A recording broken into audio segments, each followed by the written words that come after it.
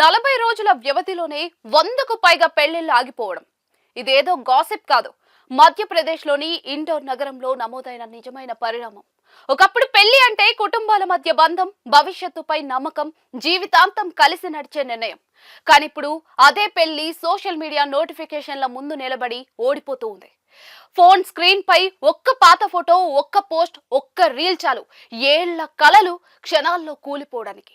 Indoor లో గత 40 రోజుల్లో 150కి పైగా వివాహాలు రద్దయ్యాయని వచ్చిన నివేదికలు అందరినీ ఆలోచింపజేస్తూ ఉన్నాయి.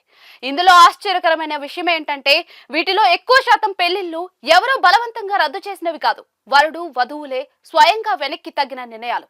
పెళ్లికి అన్ని ఏర్పాట్లు పూర్తయ్యాక ఆహ్వాన పత్రాలు పంపిన తర్వాత కూడా ఇంకా ముందుకు వెళ్లలేం అనే నిర్ణయానికి వారు వచ్చారు. ఆ నిర్ణయాల వెనుక ప్రధాన పాత్ర పోషించింది మాత్రం సోషల్ మీడియానే. ఈ రద్దులో దాదాపుగా 62% కేసులకు కారణం పాత రిలేషన్షిప్లకు సంబంధించిన సోషల్ మీడియా పోస్టులేనని చెప్తూ ఉన్నారు.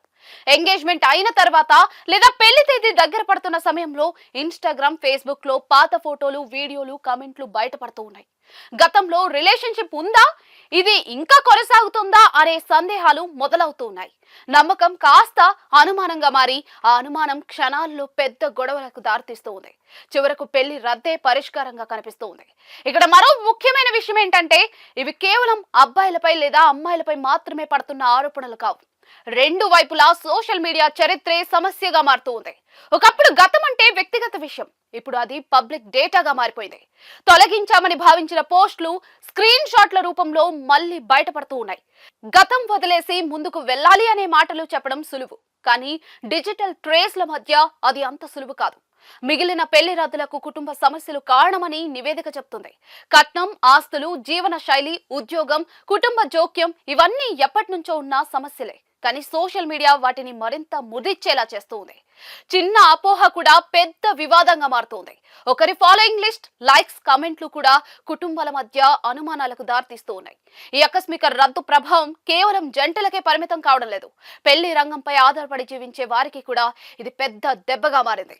వెడ్డింగ్ ప్లానర్స్, హోటల్ నిర్వాహకులు, క్యాటరింగ్ సర్వీసులు, డెకరేషన్ టీంలు అందరూ కూడా భారీ నష్టాలను ఎదుర్కొంటూ ఉన్నారు. ముందుగానే బుక్ చేసిన హాల్స్, ఆర్డర్ చేసిన భోజనం, సెట్ చేసిన డెకరేషన్లన్నీ కూడా ఒక్కసారిగా రద్దు అవుతూ ఉండటంతో కోట్ల రూపాయల వ్యాపారం గాలిలో కలిసిపోతూ ఉంది. పెళ్లి ఖాయం అనే మాటకు ఇక విలువ లేకుండా పోతోందని ఈ రంగానికి చెందిన వారు ఆవేదన వ్యక్తం చేస్తూ ఉన్నారు. ఇండోర్ ఘటన ఒక నగరానికే పరిమితం కాదు, దేశ వ్యాప్తంగా విస్తరిస్తున్న మానసిక ధోరణికి సంకేతం. మనం సోషల్ మీడియాను ఉపయోగిస్తున్నామా లేక అదే మన నిర్ణయాలను నడిపిస్తున్నదా అన్న ప్రశ్న ఇప్పుడు గట్టిగానే వినిపిస్తోంది. వ్యక్తిగత జీవితంలో పారదర్శకత అవసరమే, కానీ ప్రతి గతాన్ని, ప్రతి క్షణాన్ని పబ్లిక్ వేదికపై పెట్టాల్సిన అవసరం ఉందా అనే ఆలోచన కూడా అంతే ముఖ్యం. పెళ్లి అనేది పర్ఫెక్ట్ ఇమేజ్ల మధ్య జరిగే ఒప్పందం కాదు, అది నమ్మకం మీద పరస్పర అర్థం చేసుకునే సామర్థ్యంపై నిలబడే బంధం. సోషల్ మీడియా ఆ బంధాన్ని బలపరిస్తే మంచిదే, కానీ అదే బంధాన్ని విరిచే ఆయుధంగా మారితే ఆలోచించాల్సిన సమయం వచ్చిందని ఇండోర్ ఘటన చెప్తూ ఉంది. పెళ్లిళ్లు రద్దవుతున్నాయి అనేది కాదు అసలు వార్త, మన సంబంధాలు ఎంత సున్నితంగా మారిపోయాయన్నదే అసలైన హెచ్చరిక.